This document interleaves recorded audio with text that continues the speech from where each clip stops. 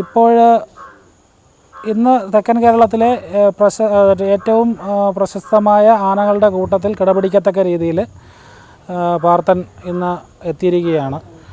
അപ്പോൾ ഏതാണ്ടൊരു വരും തലമുറയിൽ ഏറ്റവും നല്ല രീതിയിൽ കൊല്ലത്തെ ഉള്ളതിലും ഇന്ന് തെക്കൻ കേരളത്തിലുള്ളതിൽ ഏറ്റവും നല്ലൊരു ആനയായി മാറുമെന്നുള്ളതാണ് എൻ്റെ പ്രതീക്ഷ. അതാണ് ഈ ആനയെക്കുറിച്ച് ഇനി വരും ഭാവിയുള്ള ആനയായിട്ടാണ് ഞാൻ ഇതിനെ കാണുന്നത്. ഈ ആന കഴിഞ്ഞ കേരളത്തിലെ തന്നെ മികച്ച ആനകളുമായി തലപ്പൊക്ക മത്സരത്തിൽ തന്നെ 1-2-3 തവണ വളരെ പ്രശസ്തമായ മത്സരങ്ങളിൽ തന്നെ പങ്കെടുത്തിട്ടുണ്ട്.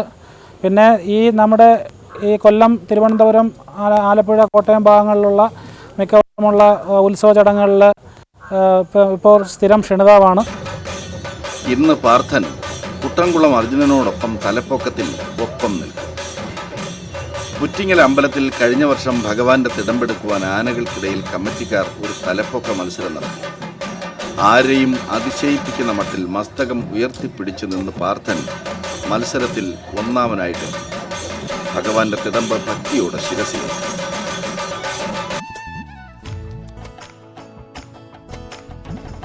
കേരളത്തിലെ പാപ്പാന്മാർക്കിടയിലുള്ള മദ്യസേവ കാരണം ചില്ലറ പൊല്ലാപ്പുകളിലെല്ലാം ചെന്ന് വീണിട്ടുമുണ്ട് ഈ പാർത്ഥൻ.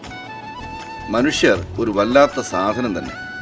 അങ്ങനെ ഇവൻ പലപ്പോഴും പറയാറുള്ളത് ഇത്തരം കോമാളിക്കളികളിൽ ചെന്ന് അറിഞ്ഞും അറിയാതെയും വീണിട്ടുള്ളതുകൊണ്ടാണ്. യജമാനനെ അക്ഷരം പ്രതി അനുസരിക്കുക എന്നുള്ളതാണ് പാർത്ഥൻ്റെ രീതി. അതിൽ വലിപ്പച്ചെറുപ്പങ്ങളൊന്നുമില്ല. ഇന്ന് വരെ ഒപ്പം നിന്നിട്ടുള്ള പാപ്പാന്മാർക്കെല്ലാം ഇവനെക്കുറിച്ച് നല്ലത് മാത്രമേ പറയുവാനുള്ളൂ എന്ന കാര്യം നിങ്ങൾക്കും അറിയാമല്ലോ. പാപ്പാന്മാരുടെ ഷാപ്പ് വാസം അല്പം കടുപ്പപ്പെട്ട സംഗതിയാണ്. അത് ഇന്നും ഇന്നലെയും തുടങ്ങിയതല്ല. ഈ മുടിഞ്ഞ സ്വഭാവത്തിനോട് ഇടഞ്ഞിട്ടുള്ളവരുടെ വലിയൊരു നിര തന്നെയുണ്ട്. ഒരന്വേഷണം നടത്തിയാൽ അത് ബോധ്യമാവും. ഈ പാവം പാർത്ഥന് അതൊന്നും അറിയില്ല. കുടിച്ച് തലയും കുത്തി വരുന്നവൻ്റെ അഭ്യാസങ്ങൾക്ക് മുന്നിൽ അല്പമൊന്ന് ഒതുങ്ങിക്കൊടുക്കും. വിവരമുള്ളവർ അങ്ങനെ വിവേകത്തോടുകൂടി വേണം പെരുമാറാനെന്ന് ഇവനറിയാം. ചിലർ ഷാപ്പിനുള്ളിലേക്ക് കയറി കഴിഞ്ഞാൽ ചുറ്റുമുള്ള എല്ലാ സംഗതികളും മറക്കും. എന്തു പറയാൻ, ഇങ്ങനെ ഒരാൾ പുറത്ത് കാത്തു നിൽക്കുകയാണെന്ന് പോലും മറന്നുപോകും. ക്ഷമയുടെ അവസാനത്തെ പടിയും ചവിട്ടിപ്പിക്കുന്ന ഒരിടപാടാണത്. സംഗതി 2-3 വർഷങ്ങൾക്ക് മുമ്പാണ്. പാപ്പാൻ ഇന്നുള്ള ചങ്ങാതിയല്ല.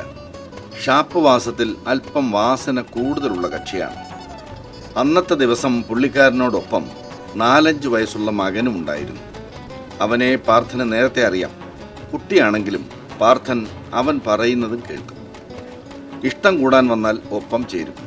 അതിനൊന്നും ഒരു മടിയുമില്ല. എഴുന്നള്ളത്തിനായി അമ്പലത്തിലേക്ക് പുലർച്ചെ തിരിക്കുമ്പോൾ പാർത്ഥൻ്റെ മനസ്സിൽ ഒരാശ്വാസം ഉണ്ടായിരുന്നു.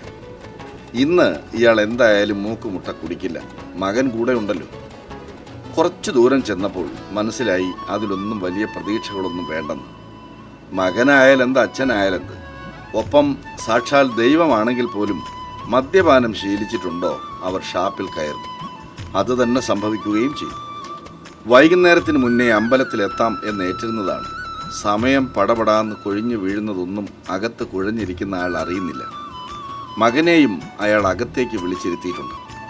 വിവരദോഷി എന്നല്ലാതെ എന്തോന്ന് പറയാൻ. ഇയാളല്ലാതെ ആരെങ്കിലും കുട്ടികളെ ഷാപ്പിനുള്ളിൽ ഒപ്പം ഇരുത്തുമോ?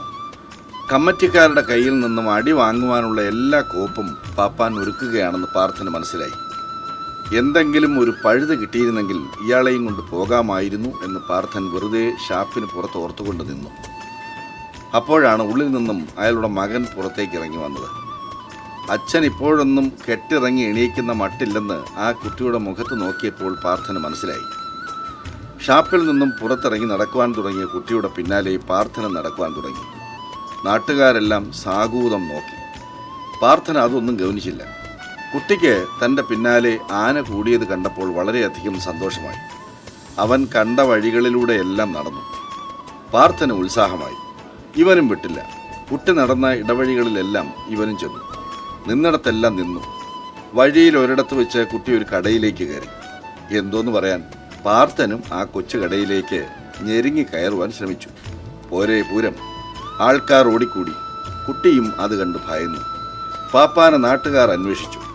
സംഗതി കൈവിട്ടു എന്ന് മനസ്സിലായ പാർത്ഥൻ ഒരു ചുള്ളിക്കമ്പ് പോലും അനക്കി ആരെയും പ്രകോപിപ്പിച്ചില്ല.